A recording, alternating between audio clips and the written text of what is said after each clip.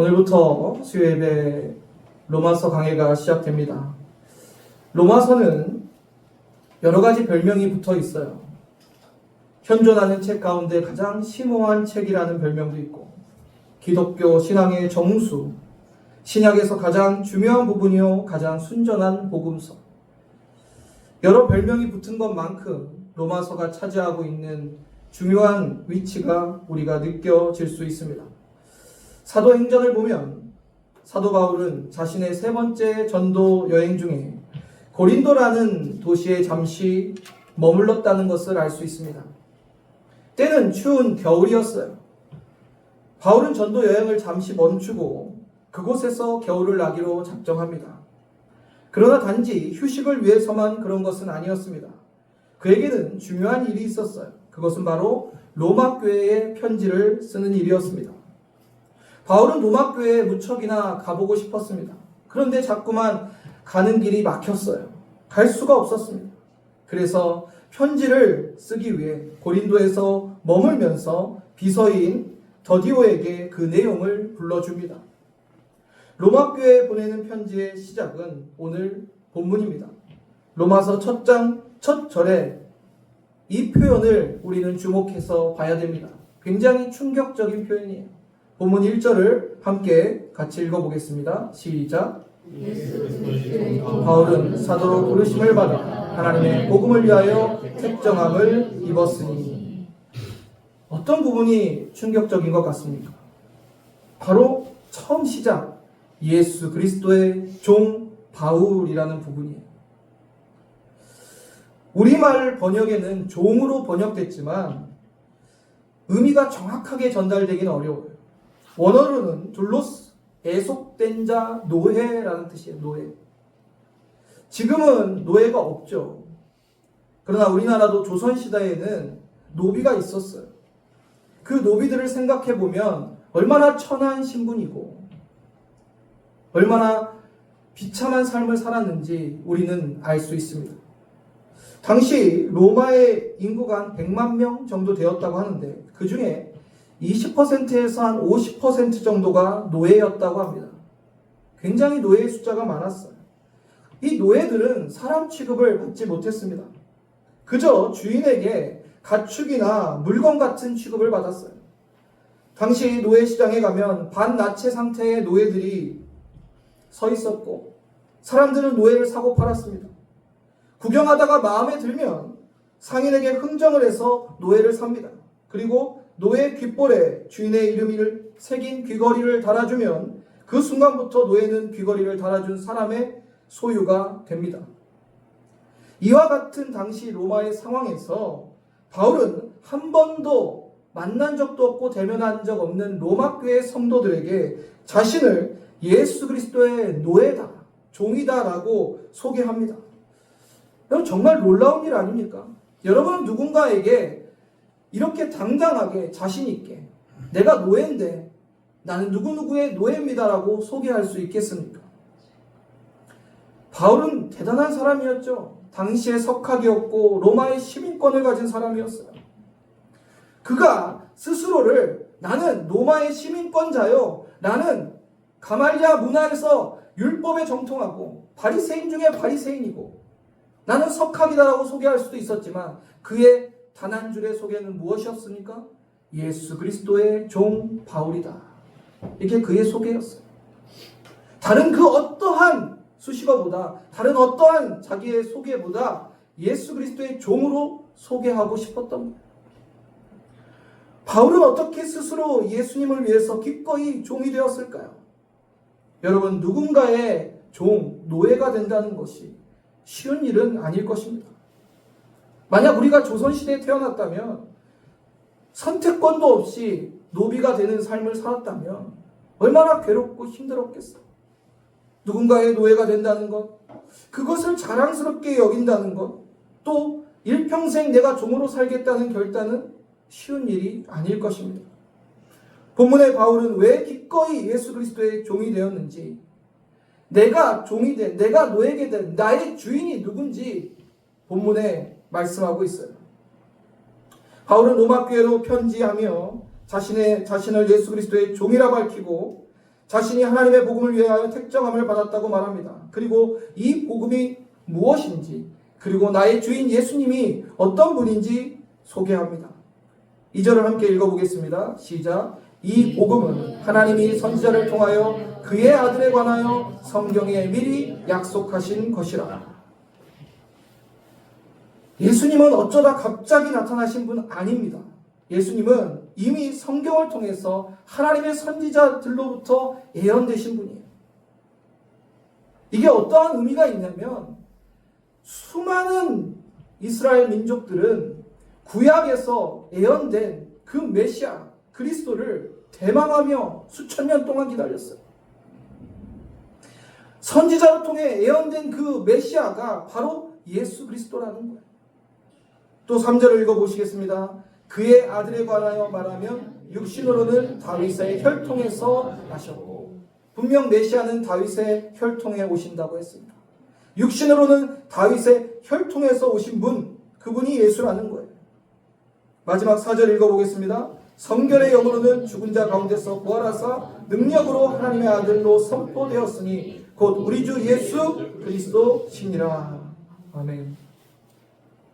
성결의 영으로 죽은 자 가운데서 부활하신 분이 예수님이라는 거예요. 예수님은 죽은 자 가운데서 부활하셨으므로 하나님의 아들, 성자 하나님이심을 온 세상에 드러내셨어요. 그분이 바로 우리 주 예수 그리스도시라는 거예요. 여러분, 본문 2절에서 4절은 너무나도 명확하게 분명하게 예수 그리스도가 누구신지 보여주고 있어요. 그러나 우리가 지금 이 편지를 쓰는 바울의 심정은 정확히 알지 못합니다. 바울은 구약과 율법에 정통한 사람이었어요. 그는 이 편지를 쓰면서 아마 그 구약의 모든 말씀들을 마음에 새기고 기억하며 쓰고 있었을 거예요. 그 누구보다도 뜨거운 감격 속에 흥분하며 이 예수 그리스도의 복음을 선포하고 있는 것입니다. 구약에서 계속해서 예언되었던, 선지자를 통하여 약속되었던 메시아, 우리를 구원하시는 다윗의 후손으로 오시는 메시아, 죽음을 이기시고 부활하시는 그리스도, 그분이 나의 주인, 나는 그분의 노예요 종이라고 소개하고 있는 거예요. 자랑스러웠어요. 바울은 내가 노예가 아니라 그 무엇보다 더 천한 신분을 가질지라도 예수님께 속할 수만 있다면 바울은 기뻤을 겁니다. 우리가 바울의 심정을 좀 같이 느꼈으면 좋겠어요. 바울은 예수님을 만나고, 예수님은 십자가에 힘없고 초라하게 죽으셨지만 부활하사 바울에게 나타나셨죠. 그리고 수천 년 동안 그 민족이 대왕했던 메시아, 그분이 예수님이라는 것을 확인하고 얼마나 가슴이 벅차서 소리를 질렀겠습니까? 교회를 핍박했던 자신의 모습을 돌아보며 얼마나 흐느껴 울었겠습니까? 복음을 전하는 사도가 되었을 때 예수 그리스도의 그 크신 은혜에 한량없이 목 놓아 울었을 것입니다. 바울은 진실로 억지로가 아니라 기꺼이 예수 그리스도의 종이 되었어요. 100번이고 1000번이고 다짐했을 거예요. 예수님, 저는 일평생 주님의 종으로 살고 싶어요. 저는 주님의 노예입니다. 주님은 나의 주인이십니다. 어디를 가든지 그는 자신의 배경을 설명하지 않았어요. 나는 예수의 종입니다. 나는 예수의 종입니다. 얼마나 멋진 자기소개. 여러분, 이런 소개하시기를 주님의 이름으로 축복합니다. 누구를 만나서 여러분이 만약에 나는 어느 회사 누구요, 나는 어느 직장의 누구라고 소개하는 것보다 나는 예수 그리스도의 종입니다라고 소개할 수 있다면 이보다 더 멋진 소개가 어디 있겠습니까? 자신을 예수의 종으로 소개하며 바울은 알았어요. 그 예수의 종으로 살아가는 이 땅의 삶이 얼마나 험한 길인지, 얼마나 고단한 길인지. 그러나 그는 기꺼이 기쁘게 예수의 종으로 살았습니다. 매를 맞고 감옥에 가도 모욕과 멸시를 당해도 그의 고백은 감사합니다. 주님, 저는 이 길을 가겠습니다. 자신을 주님께 온전히 드렸어요. 여러분, 세상 사람들은요, 나 예수님 안 믿고 자유롭게 산다라고 외치고 있어요. 그런데 여러분, 이 세상에는 딱 두 종류의 사람밖에 없습니다. 예수의 종이든지 마귀의 종이든지. 예수 안 믿고 자유롭게 산다고 주장하는 그들은 실상은 안타깝지만 마귀의 종이에요. 여러분, 마귀의 종으로 살겠습니까? 예수의 종으로 사시겠습니까? 그럼 예수 그리스도의 종으로 사는 삶은 어떠해야 될까요? 철저하게 내가 주인이 아니라 예수님이 주인이 되셔서 그분의 종으로 살아가야 됩니다. 내가 주인처럼 산다면 세상 사람들과 다를 바가 없어요. 예수님을 주인으로 믿고 사는 성도들은 쾌락과 음란을 사랑하지 않습니까? 사치스럽게 살지 않습니다. 예수님이 좋아하지 않는 그 모든 것들을 함부로 하지 않아요. 자신이 예수님의 종으로 여기고 사는 학생들이 게으르고 태만하고 어영부영 그렇게 시간을 보낼까요? 자신이 예수님의 종으로 사는 직장인들이 사람들 눈치나 보며 자기의 이익만 추구하며 태만하게 일할까요? 자신이 예수의 종으로 사는 사업가들이 거짓말하고 속여 빼앗겠습니까? 세상 사람들은 자기가 자기 인생을 살아가지만 예수 그리스도의 종들은, 그리스도인들은 그 인생을 예수께서 살아가시는 것입니다. 바울과 같이 기꺼이 예수 그리스도의 종으로 당당하게 살아가시길 바랍니다. 억지로 종이 되는 게 아니에요. 우리는 예수님이 누구신지 분명히 알고 우리가 받은 사랑과 은혜를 깨닫고 기쁨으로 예수님의 종이 되는 것. 우리는 거룩한 종이요 영광스러운 종입니다. 본문 6절 7절 함께 읽어보겠습니다. 너희도 그들 중에 예수 그리스도의 것으로 부르심을 받은 자니라.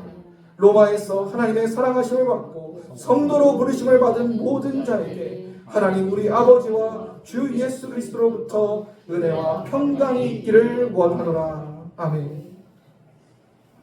바울은 기쁜 마음으로 로마 교회 성도들에게 너희는 예수 그리스도의 것으로 부름받았다고 말합니다. 제가 제자 훈련할 때 우리 훈련생들이랑 함께 나눈 이야기가 있어요.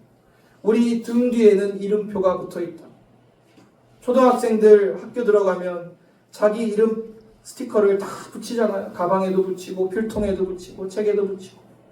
우리 뒤에도 이름표가 붙어 있어요. 예수님이라고 붙어 있습니다. 우리는 누구의 것이에요? 예수님의 것인 거예요. 그래서 바울은 예수 그리스도의 것으로 부름받았다라고 로마 교회 성도들에게 말하는 겁니다. 하나님의 사랑을 받은 자들이며 성도로 부름받은 자들이라고 이야기하고 있어요.